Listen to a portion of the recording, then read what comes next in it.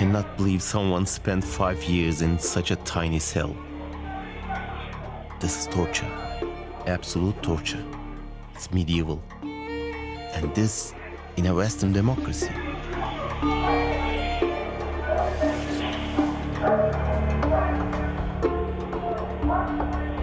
Such cells are usually reserved for terrorists.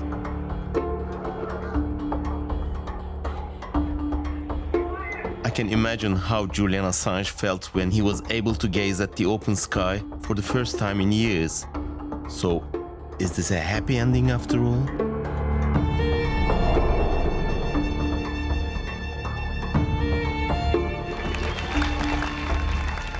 Like his arrest, Julian Assange's release in June 2024 made headlines around the globe.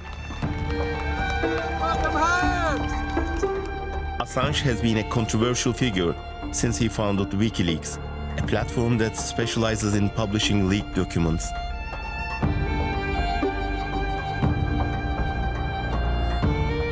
The US called him a high-tech terrorist and spent years seeking his extradition. The real trouble began when WikiLeaks published an explosive video from 2007 showing US soldiers killing civilians in Iraq. They called it Collateral Murder.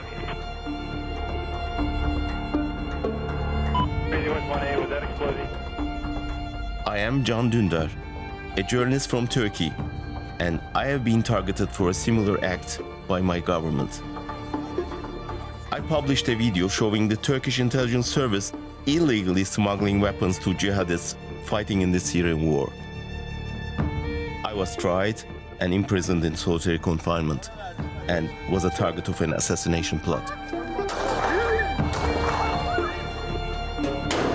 Since my release, I've been living in exile in Germany. It feels like Assange and I are caught in the same battle: state secrecy versus the public's right to know.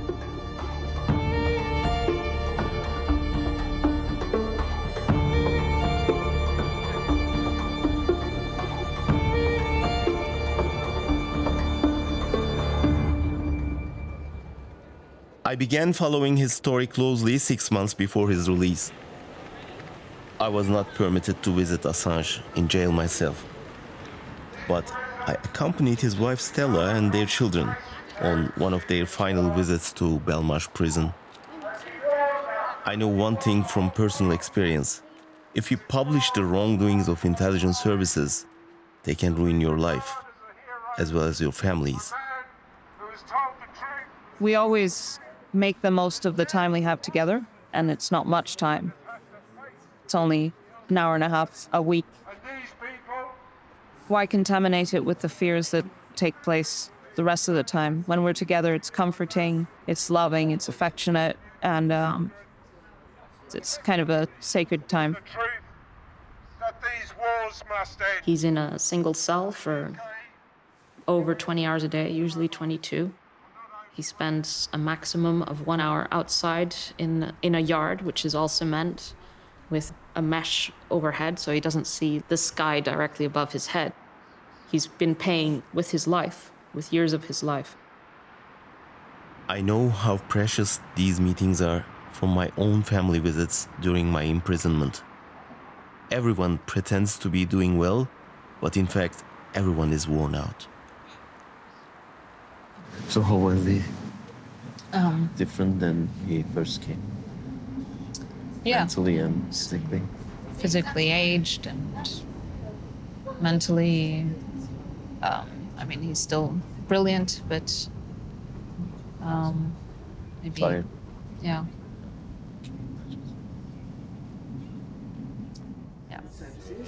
After the visit, Stella didn't seem hopeful of achieving a legal solution. She listened in amazement as I explained how my own release was resolved politically.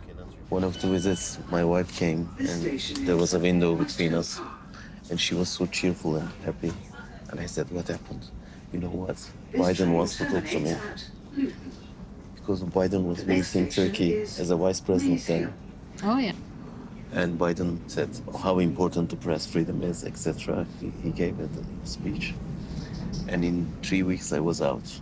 Really? Yeah, because just after my wife, they met with Erdogan, and most probably he said something to Erdogan. Wow. So Biden saved your life. Kind of.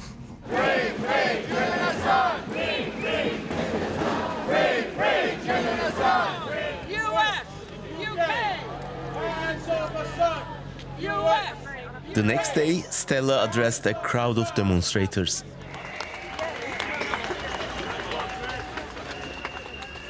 He should never be extradited to the United States. He would never be safe.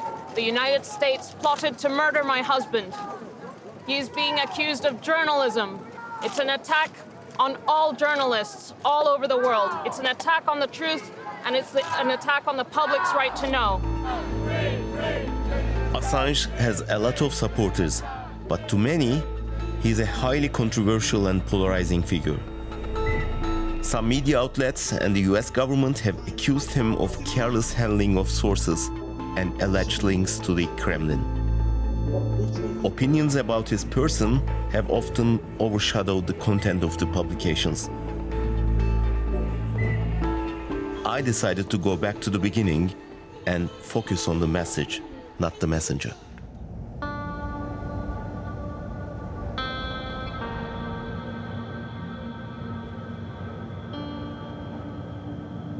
The story that led WikiLeaks founder Julian Assange to a prison cell in London began in Iceland back in 2010. That year, he met Kristen Hapson, who is now the editor-in-chief of WikiLeaks.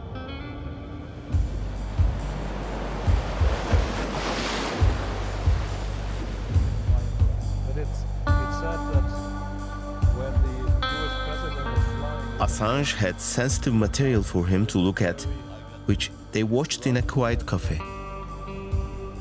Were you expecting the video? No. No. He said, well, I want to show you something. So he flips the computer over, the laptop, and I noticed that he was watching me and my reaction. And it was so shocking. And I still remember this feeling, just... this is going to make history. You're clear. All right, firing. Line here. When the phase line out. Let me know when you get it. We'll shoot. Light them all up. 002 traffic, 260. Come on, fire. Hey, Roger. Keep shoot. Keep shoot. And some breaking news this afternoon, a shocking graphic video from Iraq apparently showing U.S. troops gunning down innocent civilians. Alongside the video, Assange released thousands of classified military documents from the Iraq and Afghanistan wars. They exposed 15,000 previously unreported civilian deaths. The real story of this material is that it's war. It's one damn thing after another. It is the continuous small events, the continuous deaths of children. Assange published the documents in partnership with some of the world's leading media organizations. And so began the US government's manhunt for Assange. It's time to call out WikiLeaks for what it really is, a non-state hostile intelligence service. Julian Assange was indicted for violating the Espionage Act. It was the first time that this law was used against a publisher. We're familiar with groups whose abuse we expose, attempting to criticize the messenger, to distract from the power of the message. I did not believe him in 2010 when he told us, they're going to hunt me to the end of the earth. I thought he was being overly dramatic. They will not dare. You're working with the biggest powerhouses in the media in the world. They are part of the project. They cannot do it. But surely, no, they could. They have.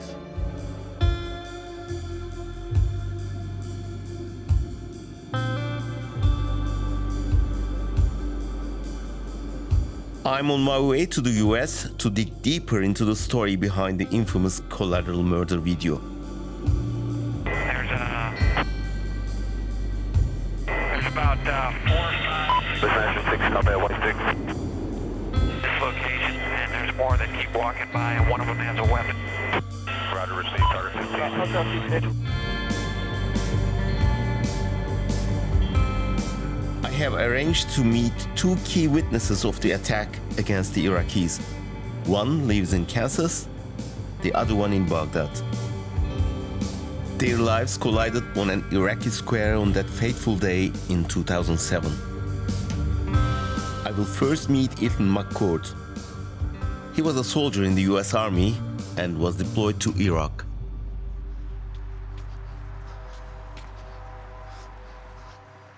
Hello, Mr. McCord.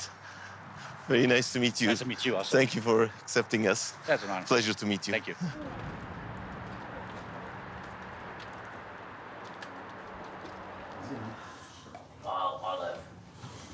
Calm down.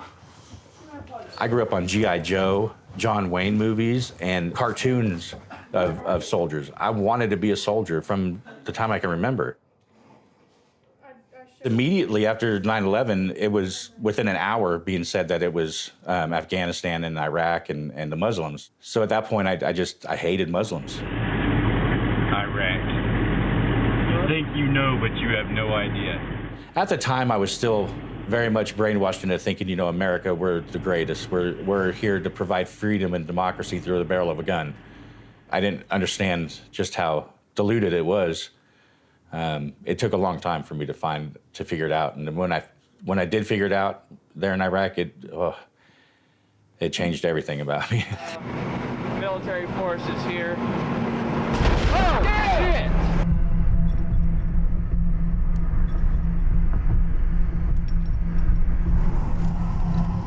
Only 2 children survived the attack shown in the Collateral Murder video. We set out to find them. سجاد ما بتحسن تبعت لي اللوكيشن؟ راح اخلي محمد يدز لك اياه هسه. تمام بعت لي اللوكيشن ايه. There were rumors that the little boy, now a grown man, died some years ago.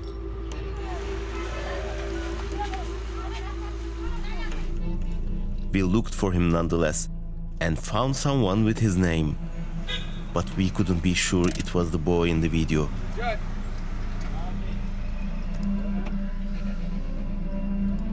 It turned out to be him.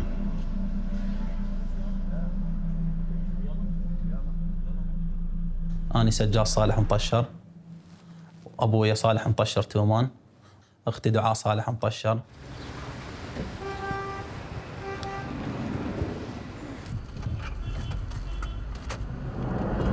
هسه هاي منطقتي اليمين الثانية اللي عشت بيها وولدت بيها أنا صرت بيها. الحادث صار 2007 بشهر السابع 12 بالشهر. هذا الاتجاه كان الشارع ما بيه أحد، فارغ الشارع، بس إحنا نمشي. آخر مشوار كان ويا أبويا. إحنا لو نتخمن أو ندرى آخر مشوار كان ولا طلعنا ولا رحنا لبيت عمي. It was extremely hot. And I think it was like already 120 at 9 in the morning. إن هي صارت بال10 بدت 9:30 الصبح.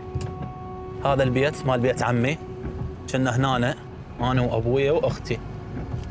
طبينا يمهم، قعدنا شوية تقريبا 1.5 ساعة، طلعنا. For the most part of the morning, there wasn't much going on. We'd cordon off an area and we'd search the homes and look for weapons and stuff. And the Apaches are circling. من هنا طلعنا باتجاه بيتنا. I'm maybe 6 blocks to the northeast of that area. الامريكان كانوا من هنا على يمنا قدامنا، يعني بالتقاطع هذا. See all those people walking around. They were not threatening in any way. They're not doing anything to anybody. They weren't firing at us. Roger that. The two guys who did have weapons, RPG and an AK-47, they were mosque guards from right down the street. They couldn't realize that they were cameras and they were journalists? Well, you could tell. Like, but again, these are guys who are looking at a screen that's this big and going off of that information. Anybody been element? We got an RPG. All right, we got a guy with an RPG. Coming to fire. When the guy comes around the corner, he was taking a picture of one of our Humvees with a long lens camera. That's not an RPG. Since when do you shoot an RPG like this? They're 1 o'clock. Haven't seen anything since then. One thing I've noticed about Apache gunners is they're trigger happy because they don't see what's on the ground. They don't see the aftermath of what they've done. It's a video game to them. About 4 Humvees, right along this, you're clear. All right. And then we heard the Apaches open fire with 30mm rounds. Come on, fire! Hey, Roger. Keep shoot. Keep shoot. So it just all of a sudden they're standing there, and then the next minute they're just. So they had no idea. هنا سمعنا لي قدام صوت رمي طلقات. وقفنا محمد ابن ابو ستار قال له ابو سجاد عوف السياره هنا أنا وروح قال لا من انا هسه اوصل للبيت. هنا جينا قبل هنا مكان الكيه كانت واقفه. هنا كانت عالم محترقه عالم ميته. هاي حتى مكان الاثر محفور موجود لحد هسه ما راح.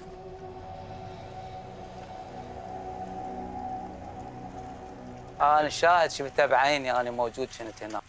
كل قتلة صارت من هنا لهناك وهاي كلها مالت الحادث مال ضرب طائرات والصواريخ. أنا مقتل هنا لواحد صحفي هنا كان مود يصور بالكاميرا مالته انقتل هنا بهذا المكان.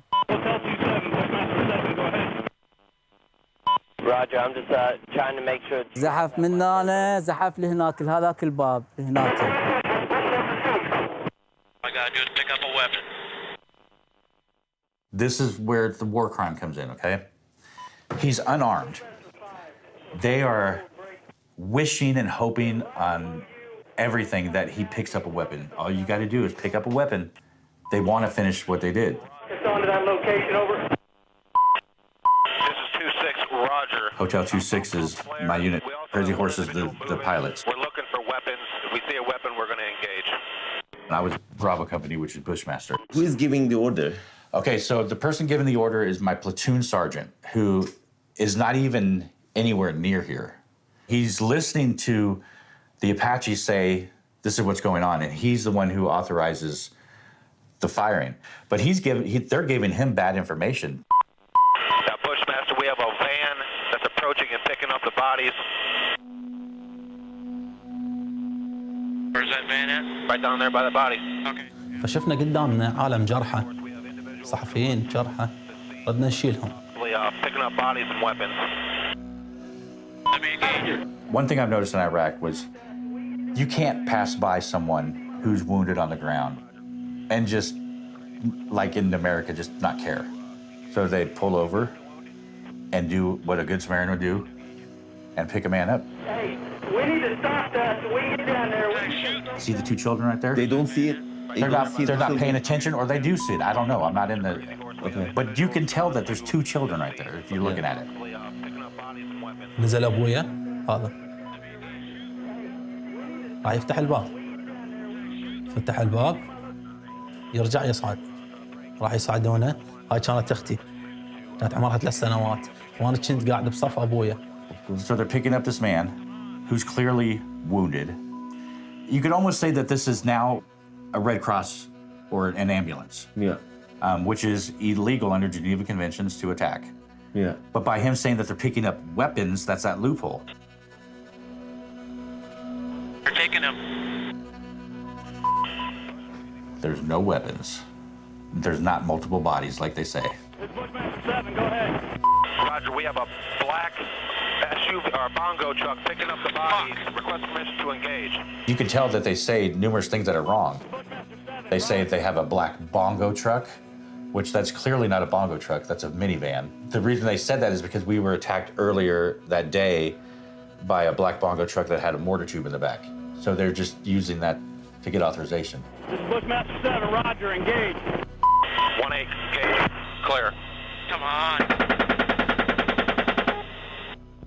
Clear. Clear. We're engaged. Coming around, clear. Roger. Trying to, ابويا مات بمكانه. لا صوت ولا نفس. I lost him in the... I got him. أنا كنت صغير بوقتها عمري 10 سنوات. كنت طفل ما أفتهم. فصار عندي خوف، رهبة، ردة فعل. I lost him in the... I got him. أنا عرفت أتوفى بهاي اللحظة. من وقع هنا على كتفي. أختي كانت عمرها 3 سنوات، كانت هنا، كانت هي ناعمة صغيرة، فمن صارت الضربة ودم قام يجري من راسها، نزلت هنا بالقاع. لأن كانت صغيرة، أنا جريت الوصلة ظليت أمسح براسها، وأني مت هيجي اللي جاي تاتشي. You're clear. This is Crazy Horse, stand by. Shoot for some reason. Go ahead. I think the van's disabled. The van's disabled. Go ahead, shoot it. I got an azimuth limit for some reason. No reason to shoot it. Low left. Clear left.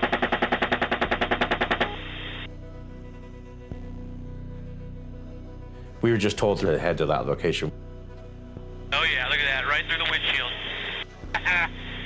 Moving from the van that was engaged. Looks like a kid. Over. صارت بيك صدمة وانت صغير وابوك مات قدامك وانت شفت هاي العالم اللي قدامك الميتة وشفت اختك انضربت قدامك.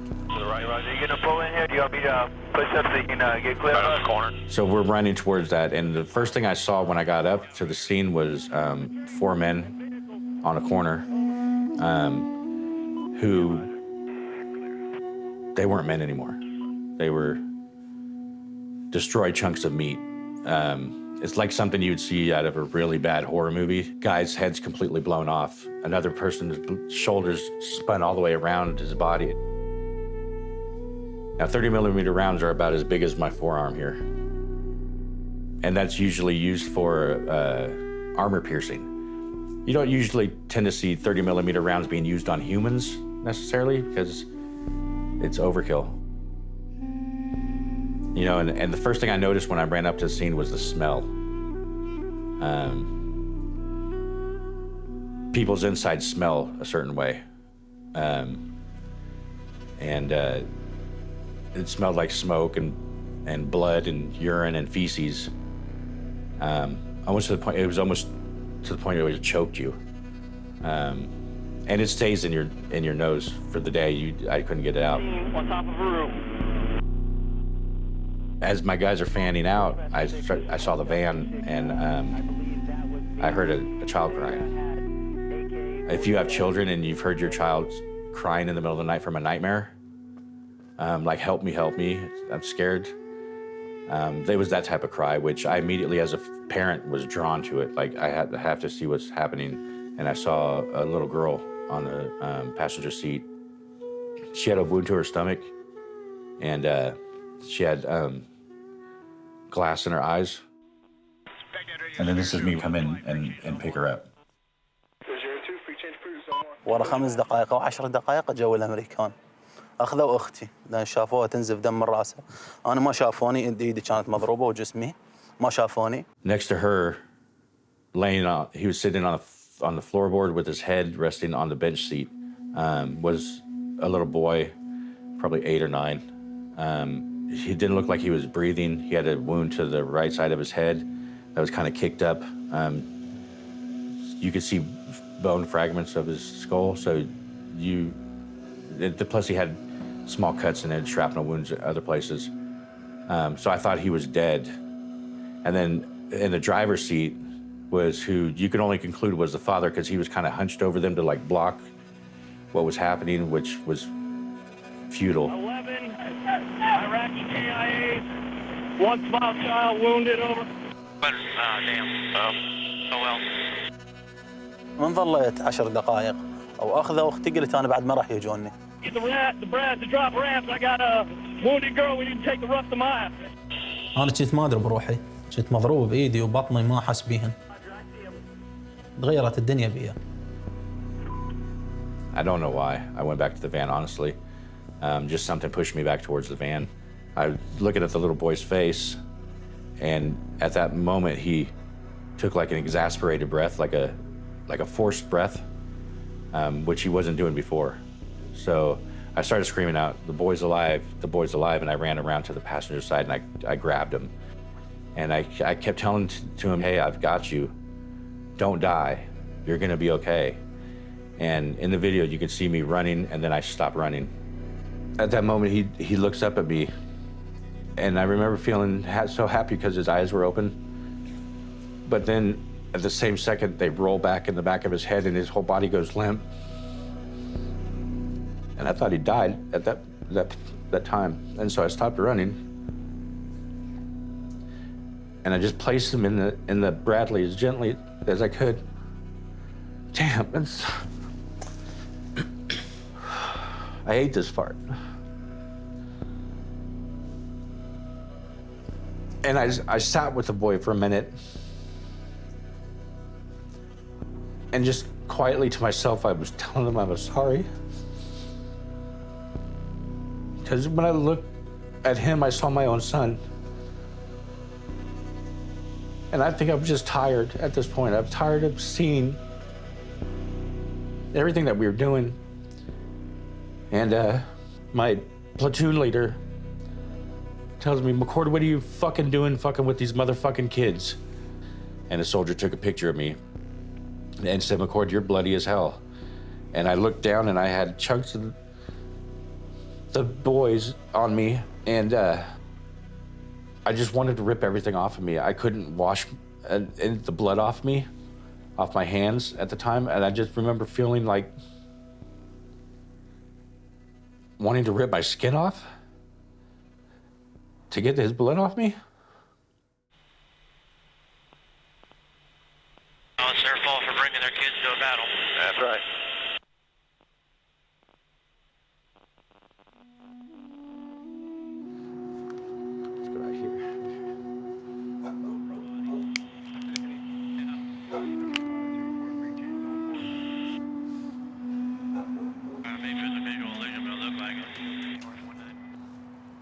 The chilling elements in the video is the way they are slaughtered with this high-tech equipment.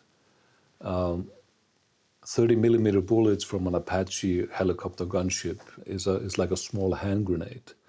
And to spray that in 1,000 rounds per minute on a group of individual is just grotesque. Bear in mind that the extreme zoom and balancing of the cameras that the pilots have up in the sky give them such enormous power. You know, the people on the ground are basically watching a little dot in the sky.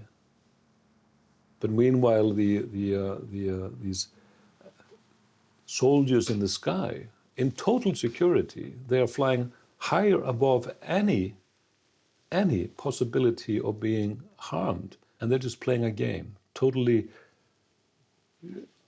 so distant from the subjects on the ground. And the tone of the discussion is also reflecting this. These are subhumans, these are ants, these are not human beings. There's only one decision! No extradition! Many years later, and thousands of miles away, it was not the soldiers who opened fire on civilians who were on trial in London. It was the men who made it public. Watching the trial that day, I felt like I was reliving my own journey. Now, free Julian Assange! Now! Free Julian Assange! in some ways your cases are similar. They're on the basis of national security charges, but the difference is that you found safe haven and that Germany has acted to protect you, to protect journalism, to protect press freedom. We're not seeing that here. I mean, this is a political decision of the UK. For us journalists, the effects of Assange's persecution are already being felt. I think it already is having an impact, because I think that having Assange, like, even if you look at this, what happened to The Guardian, it's got much less brave, much more scared, doesn't really do any stories which expose the national security state. I think it's not too much of a stretch to say that might be something to do with the fact that they know a couple of miles down the road there's a journalist in prison that might spend the rest of his life in a dungeon in the US for revealing state secrets. Every single journalist all over the world will think twice about any story that might be embarrassing to any government anywhere. This is exactly what happened in Turkey.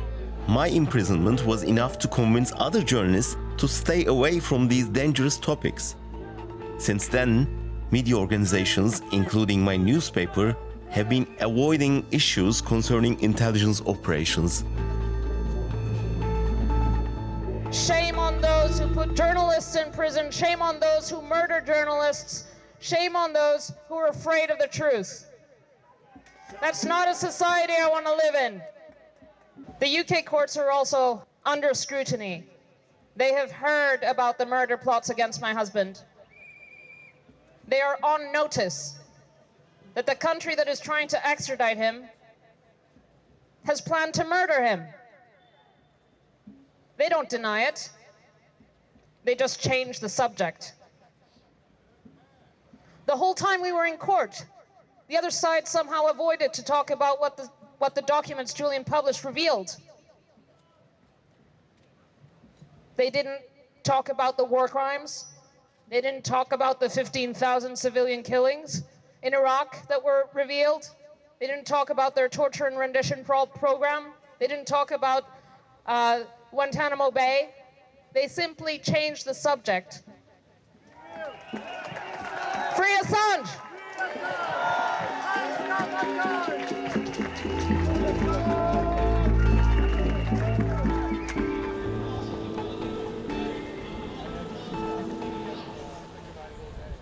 While in London for the trial, I attended a panel discussion on the Assange case.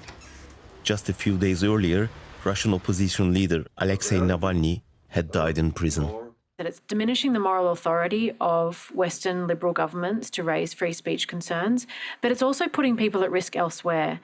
And I want to recognise Can Dündar, who's here, a Turkish journalist who was imprisoned in Turkey. When he was imprisoned, Julian's case was raised and used as an example by the Turkish authorities about why they can do this. Thank you, Jennifer, for mentioning my case. Well, I want to ask something about Joe Biden. I was jailed because of a news story I made in my paper, and I was called as Turkish Assange by the Turkish media. One day, Joe Biden was in Turkey, and he said to my son, "Your father is a hero, and you must be proud of him." And he did after this meeting. And the same Joe Biden now is trying to get the extradition decision from the UK. So what has happened?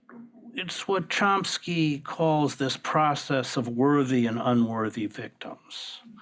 So there were 4 stories in the New York Times about Navalny yesterday.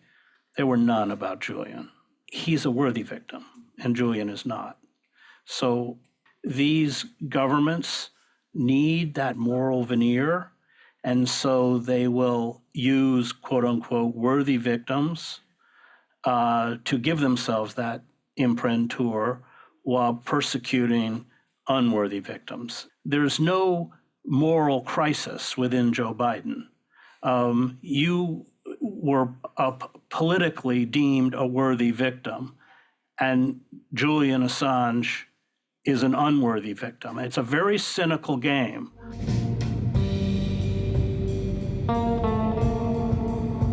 We approached several American officials for an interview on the topic before Assange was released. all of them declined, except John Bolton. The former US National Security Advisor believes that Assange committed a crime worthy of the harshest punishment. I'm not bothered by the death penalty in this country, and I think crimes like espionage that harm the security and the safety of innocent American civilians deserves the strictest punishment. What Assange did was decide on his own what was going to be released, and that is a violation of the right of the United States to decide what it's going to make public and what it's not going to make public. It's a sovereign right every country has. And the danger is when you have self-appointed messiahs who think they know better than the rest of the world, that they release what they want without regard to the damage it could cause. According to New York-based lawyer Joshua Doratel, the problem lies in the government's misuse of classification. The actual executive order says that information cannot be classified simply to avoid embarrassment or to hide illegal conduct. So if that's the line, then the line hasn't been transgressed by Assange and WikiLeaks. It's been transgressed by the US government in classifying illegal conduct because they want to avoid accountability. The collateral murder, I mean, that's the kind of conduct that the US is just simply not going to acknowledge unless someone else reveals it. To take the mask off this notion that the war in Iraq was some sort of noble venture designed to bring freedom and democracy to the Iraqis, as opposed to just more violence and wanton killing.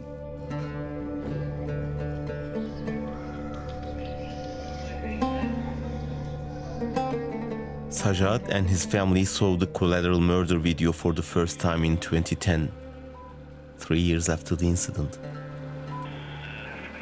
تذكرت الواقع الحادث، تذكرتها من طلعنا من بيت عمي لما انضرب أبويا أو رحنا للمستشفى، كلها تذكرتها.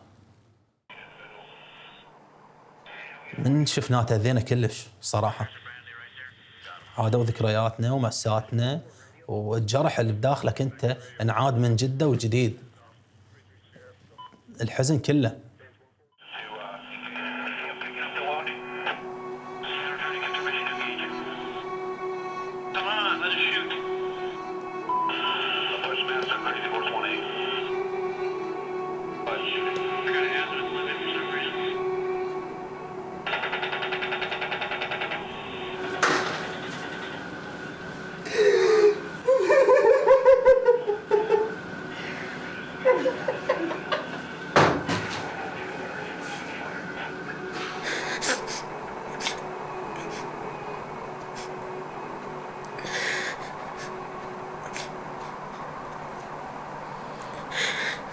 شو تحب تقول للامريكان حبيبي على اللي سووه؟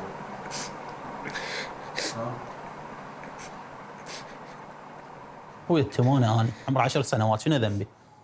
كنت طفل، ولا اختي كانت عمرها 3 سنوات، شنو ذنبنا احنا؟ الامريكان طبوا اذيه علينا، اذونا وطلعوا. يتهمون هسه انا صار لي 17 سنه ما عندي اب.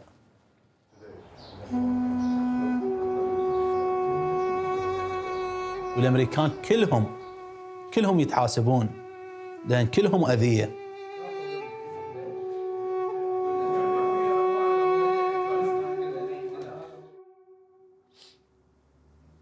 That wasn't just one day. Shit like that was happening every day. And you can only block so much of it out before it affects you. And that was that day that it just broke for me. I couldn't do it anymore. I couldn't justify why I was there. You can't put these kids in positions of playing God in war, because that's exactly what you're doing. You're playing God every day. You're telling an 18-year-old kid that if this person annoys you, you have the power to take his life. You get drunk off that. Anybody would. You know, we're trained a specific way, and while a lot of it works, it doesn't at the same time, because They have no way of turning it off on us. Dealing with what I saw, what was playing in my head like a slideshow every time I closed my eyes. I was losing sleep. I started drinking heavily. They put me on 13 medications in the Army. I didn't feel anything at a certain point. I didn't feel anything, but I knew what I wanted to do. I knew that I couldn't keep my son in this world anymore, and I wanted to kill him. And I recognized what I was doing, and that's when I tried to kill myself. I recognized the thoughts that I wanted to take him out of this world to save his life. That's how fucked up I was. To save his life, I was going to kill him. And so I had a moment of clarity. So what the hell am I doing? And I drank a fifth of Crown Royal, and I took as many pills as I could. I've had 8 friends of mine from my unit commit suicide since we've gotten home. 8 friends. You start to wonder, do they know something I don't? Do they know the answer? I don't know how to live anymore. You try to live for your family, but you feel like a burden to them. And my son keeps me here. If he wasn't here, I'd kill myself. But I won't do it because he won't have anybody. But I want to die. I don't say it very often, but I do. Can we stop? Sure.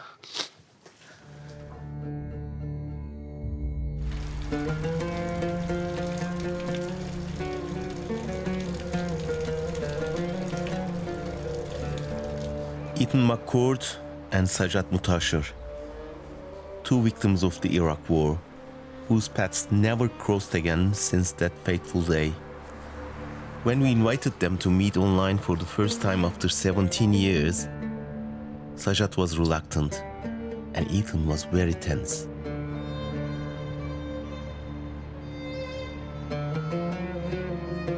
I don't know if he wants to talk to me or not, and he has every right to hate me if he does, because I was a part of that system, but I think about him all the time.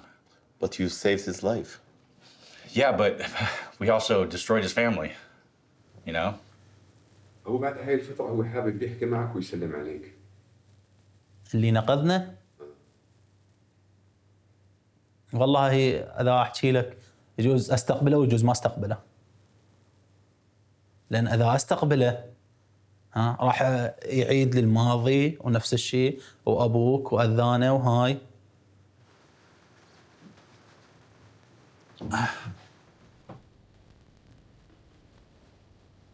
Hello.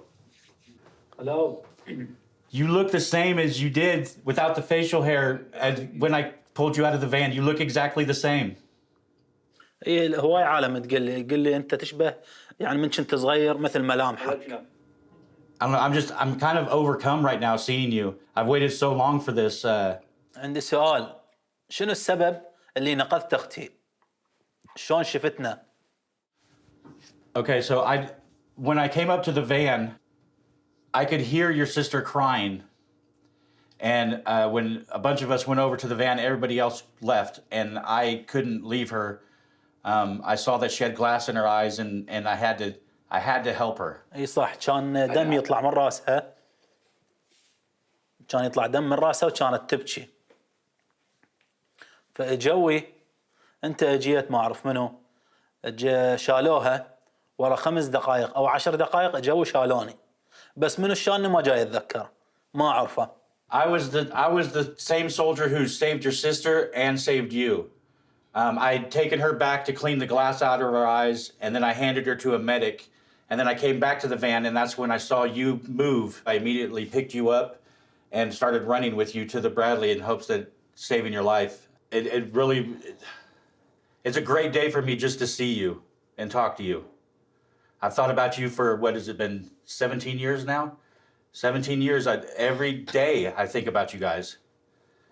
And I just want to get this up. I'm sorry. I'm sorry for what happened to you, your sister, and your father. That should have never happened. And from the bottom of my heart, I apologize for the actions of the men in the helicopters. And I've thought about it every day since that day, and it has changed me forever. You and your sister have changed me forever.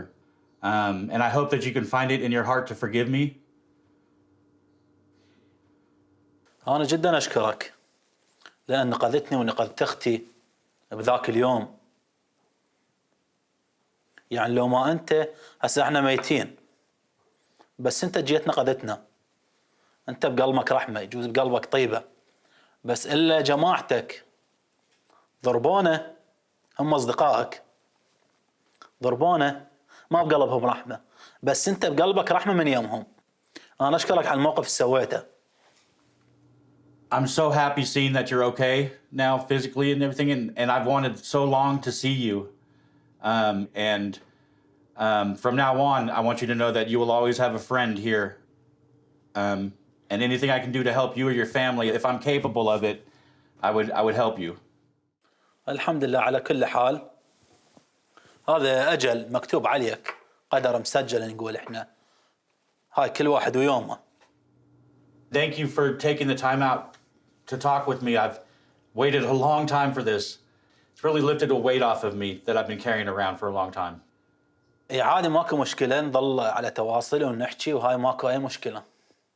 فلا تتصور أنا شايل في قلبي عليك أو شايل حقد أو شيء، لا. بالعكس أنا شكرك لأن نقذتني ونقذت أختي. Thank you. That's amazing. That's amazing. You guys have no idea how I feel right now. Yeah, it's if you can. I've got to go. If that's okay. Thank you, and bye, and I'll contact you soon. Thank you very much. الله معاك. بما الله. إن شاء الله نتواصل. Bye. I gotta go.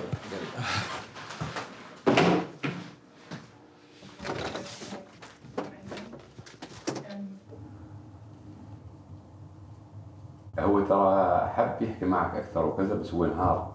ايه مبين شفته. انبسطت لانك حكيت معه؟ اي والله صراحه خوش ولد مبين، بس هذا قدر الحمد لله.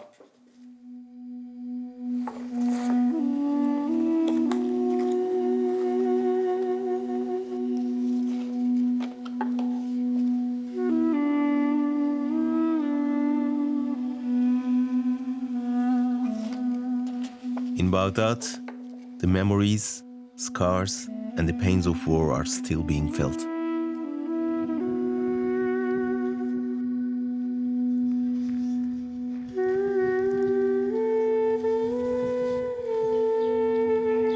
We had basically the expectation that such an important video would change the perspective towards Iraq war, which was already brewing, but also towards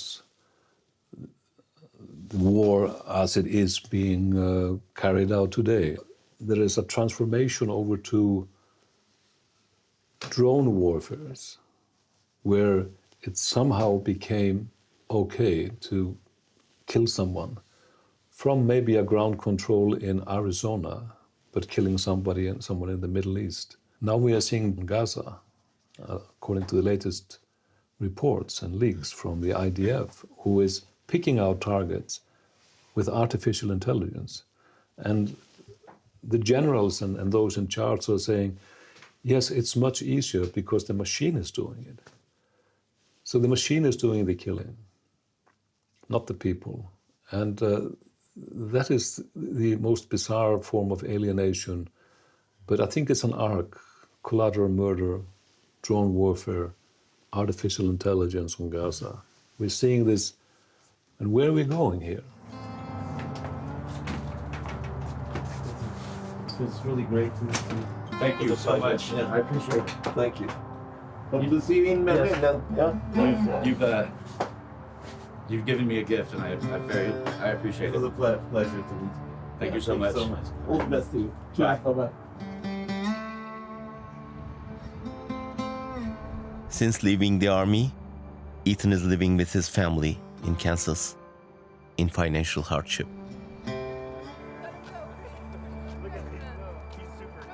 There's a lot of hurt there, and not just for me. A lot of people were hurt because of me. And my wife tells me I need to forgive myself, but I haven't found out how yet. My kids just recently, we were talking about wanting to join the military, and I said, I'll break your knees. It's never gonna happen. You're not going to go kill people in another country for no reason.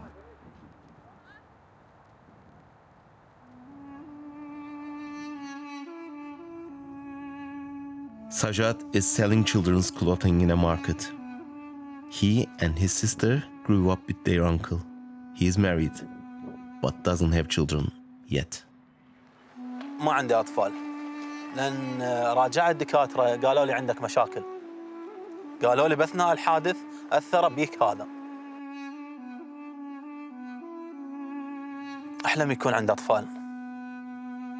أحلم يصير عندي ولد. ولد أو ولدين أو ثلاثة.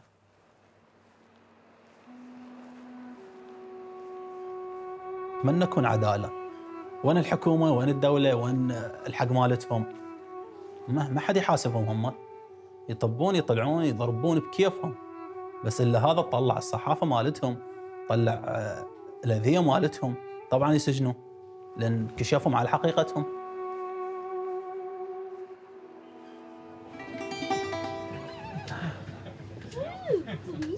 I have a vision for how it will be when Julian's released. I imagine him leaving the prison. I imagine him coming home to us. I imagine, domestic things like having a meal together, or drinking a glass of wine, all this stuff that we haven't been able to do together. Everything's on hold until he's back.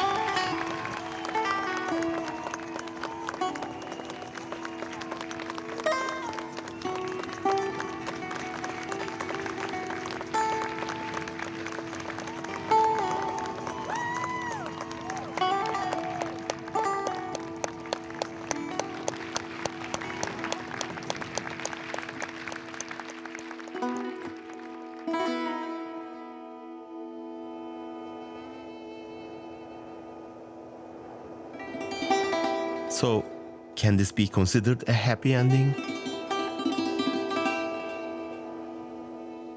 Ruined lives, civilian deaths, the escalating horrors of contemporary warfare, criminalized journalistic activity. It really does seem that the first casualty of war is the truth, followed by its messengers.